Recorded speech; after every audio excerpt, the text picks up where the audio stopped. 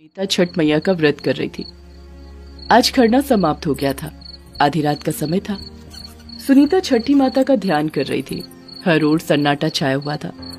दूर कहीं से कभी कभी कुत्ते के रोने की आवाज आती, फिर खामोश हो जाती।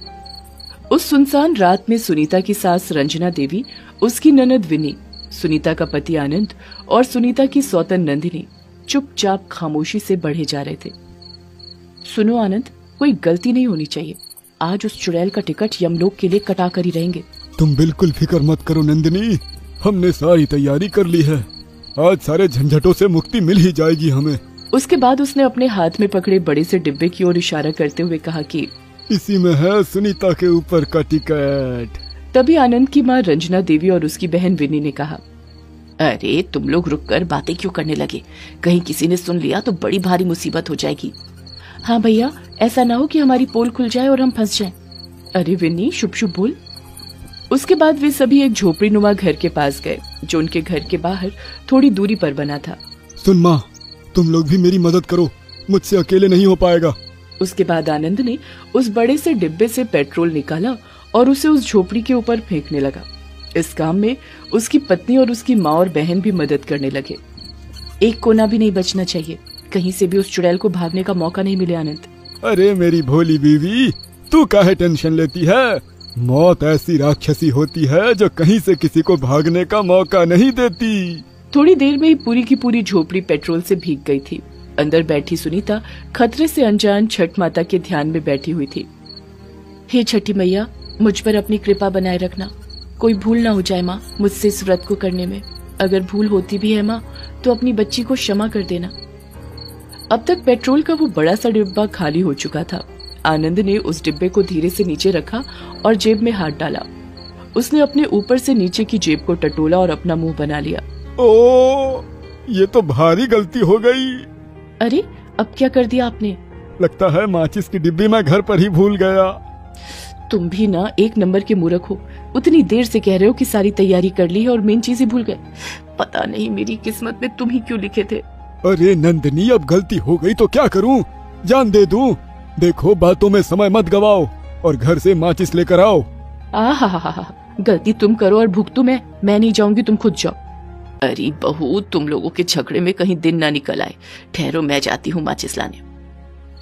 थोड़ी देर बाद रंजना देवी घर से माचिस की डिब्बी लेकर आ गई। ये ले बेटा माचिस और लगा दे इस झोपड़ी में आग। आनंद ने जैसे ही माचिस हाथ में लिया, जोर से बादल गरजने लगे और बिजली भी चमकने लगी। लो, अब इस मौसम को क्या हो गया? आनंद, इससे पहले कि बारिश हो जाए जल्दी से अपना काम खत्म करते हैं और चलते हैं यहाँ से। आनंद ने माचिस की तीली जलाई और उसे फूस की झोपड़ी पर फेंक दिया। वो झोपड़ी जलने लगी। झोपड़ी की आग से बेखबर सुनीता छठी मैया का ध्यान करती रही। हे माँ, मुझ पर अपनी कृपा बनाए रखना। चाहे सुख हो या दुख, हमेशा मेरे साथ खड़ी रहना, क्योंकि आपके अलावा मेरा कौन है माँ? कहते हैं कि सच्चे भक्त की प्रार्थना छठी मैया न सिर्फ सुनती हैं, बल्कि तुरंत उसका उत्तर भी देती हैं। अचानक जोरों की बारिश भी शुरू हो गई और उस बारिश ने झोपड़ी की आग को न सिर्फ बुझाया, बल्कि इन दुष्टों के मंसूबों पर भी पानी फेर दिया। मैंने जो कहा था वही हुआ। इस बारिश ने तो सब कचरा कर दिया। बड़ी अच्छी किस्मत है उस चुड़ैल की। आसमान बिल्कुल साफ था, लेकिन पता नहीं अचानक ये बादल कहाँ से घिर आए और बारिश शुरू हो गई। अब सब निकलो यहाँ से, नहीं तो भारी गड़बड़ हो जाएगी। गड़बड़ तो हो गई। वो चुड़ैल एक बार फिर से बच गई। वे सारे दबे पांव वहाँ से घर लौट आए। आनंद की पत्नी सुनीता का रंग काला था और ऊपर से शादी के 5 साल के बाद भी उसकी गोद सुनी थी, इसलिए उसे ससुराल में कोई पसंद नहीं करता था और हमेशा उसे ताने दिया करता था। तुझे कितनी बार कहा है कि सुबह सुबह अपनी गंदी और मनहूस शक्ल मत दिखाया कर, लेकिन तू है कि मानती ही नहीं। बड़ी ही बेशरम औरत है तू, बिना लात के कोई बात समझती ही नहीं। ये कहकर रंजना देवी ने सुनीता के बाल पकड़े और उसे जोर से खींचती हुई अपनी बेटी विनी को आवाज लगाने लगी। विनी, अरे ओ विनी, जरा अंदर से झाड़ू लेकर आ तो। बड़ी गंदगी हो गई है यहाँ, इसे झाड़ तो दो। उसके बाद रंजना और विनी ने झाड़ू से ही सुनीता की पिटाई कर दी। सुनीता की किस्मत में ससुराल वालों की मार और फटकार तो लिखी ही थी।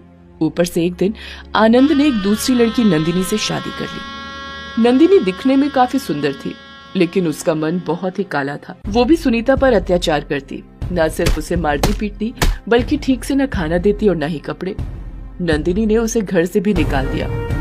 वो बेचारी एक झोपड़ी में रहने लगी और दूसरों के घरों में काम करके अपना गुजर बसर करने लगी। लेकिन इस पर भी नंदिनी को चैन नहीं मिला। देखिए, जब तक वो चुड़ैल जिंदा रहेगी ना, आज न कल वो जायदाद पर दावा ठोक सकती है।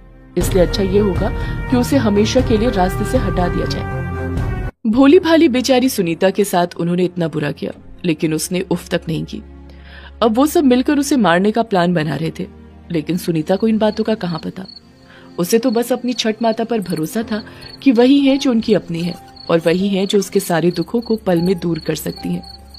अगले दिन शाम की अरग थी। सुनीता उसकी तैयारी में जुटी थी। तभी वहां पर उसके ससुराल वाले और नंदिनी पहुंच गए। अरे सुनीता, देख, हमें अपनी भूल का एहसास हो गया है। हमने तुझ पर बहुत अत्याचार किए हैं, लेकिन तू तो देवी है, देवी। देख, हमने तेरे साथ बुरा किया है, तो क्या तू भी हमारे साथ बुरा करेगी? सुनना, हमें भी छठ का पुण्य लेने दे। तू हमारे साथ छठ घाट पर चल और हमें भी अर्घ देने दे। भोली भाली सुनीता को क्या पता था कि वे लोग उसे मारने का एक और प्लान लेकर उसके पास आए हैं। वे लोग जिस छठ घाट पर उसे ले जाने की बात कर रहे थे, वहाँ पानी के अंदर बहुत दलदल था और उस दलदल से कोई भी बचकर नहीं निकलता था। वे सभी वहाँ पहुंचे। सुनीता ने जब देखा कि उस छठ घाट पर उनके अलावा कोई नहीं है तो, यहाँ पर तो कोई नहीं है जी, ये घाट इतना खाली क्यों है? अरे मेरी भोली पत्नी, लोग आ रहे होंगे। हम जरा जल्दी आ गए हैं क्योंकि हमें कुछ जरूरी काम जो निपटाने हैं। ये कहकर आनंद सुनीता को नदी के घाट पर ले जाने लगा और किनारे पर ले जाकर उसको धक्का दे दिया। अरे ये क्या कर रहे हैं आप? लेकिन आनंद उसे धक्का मारकर जैसे ही भागने को हुआ तो समतल रास्ता दलदल में बदल गया और वो उसमें पूरी तरह फंस गया और दलदल में धंसने लगा। अरे माँ, नंदिनी, नंदिनी, ये देखो, मैं यहाँ दलदल में फंस गया हूँ। मुझे बचाओ, मुझे बचाओ। धीरे धीरे आनंद जमीन के अंदर धंसने लगा। उसकी पत्नी ने ये देखा तो वो भाग खड़ी हुई। अरे तुम्हारे चक्कर में मुझे नहीं मरना, तुम मरो, मैं चली। वो वहाँ से भाग खड़ी हुई, लेकिन जब वो तेजी से भाग रही थी उसी समय जोरों का तूफान उठ गया। जोर जोर से हवा चलने लगी। उस तेज हवा में एक पेड़ उखड़ गया और नंदिनी के ऊपर गिर गया। नंदिनी के प्राण वहीं निकल गए।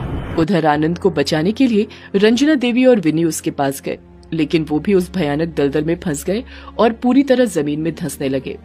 अरे बचाओ, बचाओ, अरे कोई हमें बचाओ, बहू हमें बचाओ, हमसे गलती हो गई, हमें बचाओ। सुनीता छठ माता की कृपा से सुरक्षित रही, लेकिन वे सभी उसी जाल में फंस गए जिस जाल में वो सुनीता को फंसाना चाहते थे। लेकिन सुनीता को यह गवारा कहाँ था कि उसके सामने उसके ससुराल वालों पर कोई मुसीबत आ जाए। हे छठी मैया, आज इतना बड़ा दिन है, मैंने आपकी पूजा अगर सच्चे दिल से की है तो इन सभी को बचा लीजिए माँ, बचा लीजिए, अपनी बच्ची की प्रार्थना सुन लीजिए। एक बार फिर से छठी मैया ने अपना चमत्कार दिखाया और वहां प्रकट होकर उन सभी की जान बचाई। छठ मैया को अपने सामने देखकर सुनीता फूट फूट कर रोने लगी, तो वहीं दूसरी ओर सुनीता के ससुराल वालों की आंखों में पश्चाताप के आंसू थे। जिस बहू को मारने के लिए उन्होंने कोई कसर नहीं छोड़ी थी, उसी बहू की वजह से वो सभी जिंदा थे। हे छठी मैया, मैं तो धन्य हो गई जो आप मेरी पुकार पर स्वयं प्रकट हो गई। अरे पुत्री, माँ को तो अपने बच्चों की पुकार पर आना ही होता है, इसमें आश्चर्य कैसा? सुनीता के ससुराल वाले छठ माता के चरण में गिरकर उनसे माफी मांगने लगे। हे माँ, हमारी गलती माफी के लायक नहीं है, फिर भी हमें माफ कर दीजिए, माफ कर दीजिए माँ। माफी मुझसे नहीं, मेरी बेटी से मांगो, अगर उसने माफ कर दिया तो मैं भी माफ कर दूंगी। सुनीता ने उन सभी को माफ कर दिया। उसके बाद छठ माता की आंखों से रोशनी निकली और सुनीता की कोख में समा गई। फिर छठ माता अंतर ध्यान हो गई। उन सभी ने छठ माता की पूजा की और वापस लौट आए। सुनीता के ससुराल वाले अब बिल्कुल बदल गए थे।